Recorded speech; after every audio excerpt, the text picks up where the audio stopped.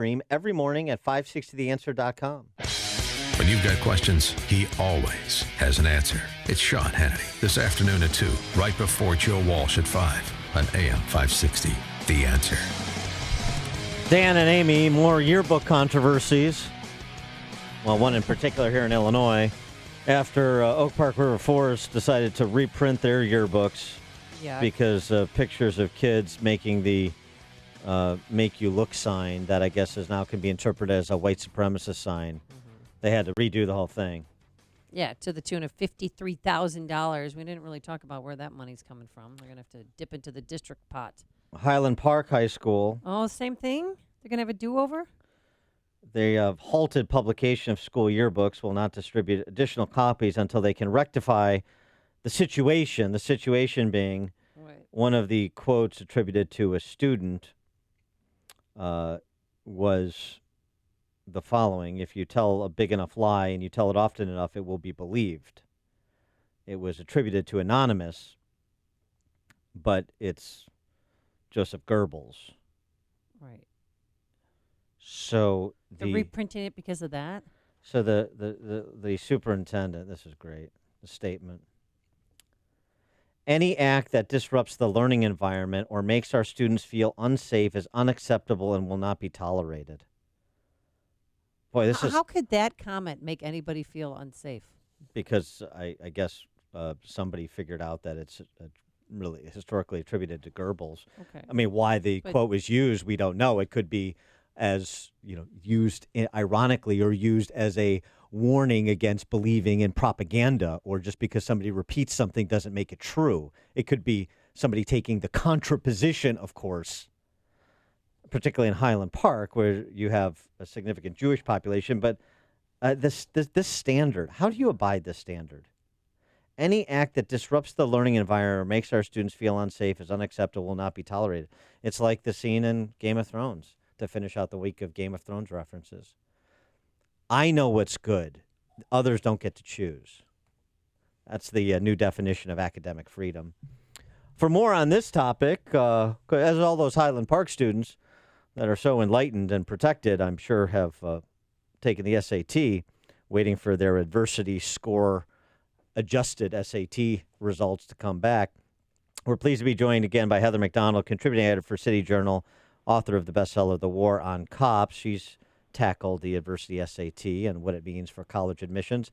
Heather, thanks for being with us again. Appreciate it. Well, thanks for having me on, Dan and Amy. It's always a pleasure. Before we get to your piece and the SAT adversity score, what about these yearbook matters, reprinting, not tolerating anything that's makes students feel unsafe or uncomfortable and so forth at the high school level now, at the K through 12 level?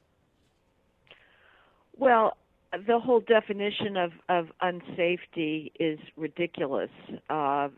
We are teaching students to think of themselves as victims rather than having a realistic sense of the complexity of life, that there are statements that are made perhaps thoughtlessly that one simply has to get used to living with. But there's an entire adult population that is ready to stoke students' sense of victimhood and vulnerability, because it provides an excuse for creating an entire bureaucracy that allegedly protects students against the threats that they're subject to, which is simply ridiculous. Well, maybe these Highland Park kids now, their adversity score will go up because they had to read this quote. Right. Yeah. Well, we're supporting values that are really inimical to a successful society, which is teaching people to claim that they are weak, that there's strength and weakness. I mean, it's a very odd thing, rather than having people celebrate their resilience and ability to overlook things that are quite trivial. We're teaching people to be extremely fragile, trigger happy, and searching for grounds for being affronted, which is again, not a way to build a healthy, thriving society. I like what you said, that we're making everyone to think of themselves as a victim. That is so true. But in your article about the SAT adversity scores, what was your initial reaction when they heard that? Well, when you heard that this was going to be implemented? Well, I just feel like it's more of the same. We are in a constant battle against objective meritocratic standards. What this is yet another example of the response to the enduring, seemingly intractable racial skills gap.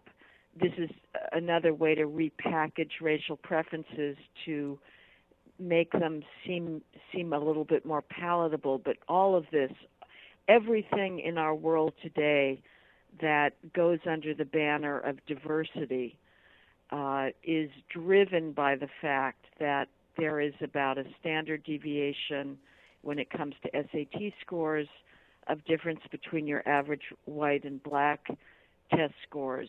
And diversity is simply a code word for coming up with ways other than objective meritocratic standards to try and have a representation of blacks in elite institutions. And this is a insult to all of the hardworking black students who are competitive. But that's really what's going on here. And the fact of the matter is by coming up with another way to propel academically less qualified students into more demanding academic environments does them a disservice because it puts them at a competitive disadvantage. Well, that's it, isn't it? The irony, as the irony often abounds with the cultural Marxists, the adversity SAT will increase adversity on its intended beneficiaries. Exactly. Again, this is something that is in the interests of adults. It's in the interests of the diversity industry, because when you catapult students who are not prepared to compete, and again, this is not the problem of preferences is hardly limited to racial preferences. The same exists for gender preferences, say, Dan and Amy. Let's say MIT decided it needs more females in its freshman class and admits me with SATs on my math scores of 650 out of an 800-point scale, which is a decent score. But all my peers at MIT who'd been admitted at merit had 800s. They had perfect math scores, which is pretty much the norm. What would happen to me with my 650 out of 800 in my first year at MIT in my advanced calculus class is I would flounder. I would struggle to keep up because the teaching would be pitched at the level of my peers, and I would likely either change majors, get out of a STEM field entirely, or drop out. And I'd have two options. I could say, well, I was admitted to a school for which I wasn't qualified, or I'm in a sexist environment, I'm in a rape culture environment. And most students choose to blame the environment and think of themselves as victims. So again, and then you're going to get a whole Title IX bureaucracy to cater to my sense of oppression and being discriminated against, whereas in fact I would have done perfectly well if instead of going to MIT I would have gone to, say, a Boston College or Boston University. So this whole preference business, which is primarily, heavily dominated by race, is a great thing for the diversity bureaucrats, but it is not a good thing for the students who are put into environments where they're going to struggle. And if we're going to cook the results, and then per the Wall Street Journal story this week about extra time, sort of untimed extra time for that seems to be more prevalent in affluent schools with affluent families and their kids. If we're just going to have you get extended time because you manufacture some ADD and you got a doctor's note, then should we just scrap the SAT altogether? No, I think it's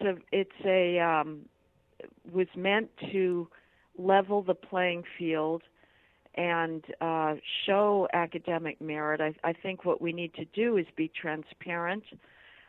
Schools fight tooth and nail. They have to be dragged into court to reveal how they actually admit students, with these huge preferences. The problem with this adversity score is it's even less transparent. It's really outrageous. The College Board is going to assign students an adversity score, which the students and their families are not going to be able to see. We don't know how they derive it, whether it's a valid, reliable instrument. Of course, it will not be by definition. And so I think we do need, I would like to scrap every single admissions office in the country because they are preening, believe themselves, in this very self-engrossed way, creating these utopian, perfect classes like a work of art, engaging in these high-handed decisions. I would go to purely a numbers-based system and admit students based on their academic qualifications and junk the entire sort of holistic admissions process. She is Heather MacDonald, contributing editor for City Journal, author of the bestseller The War on Cops, her most recent column you can get at city-journal.org. SAT adversity score will be a backdoor racial quota. Will be a backdoor to racial quotas in college admissions. Heather, thanks as always for joining us. Appreciate it. Thanks, Dan and Amy. I appreciate it. Take care. And she joined us on our turnkey.pro answer line. Connect with Dan and Amy on the AM 560 The Answer mobile app. Just text the word app to 64636 to download the app today. Did you know that, according to tradition, it's improper to fly the American flag at half-staff?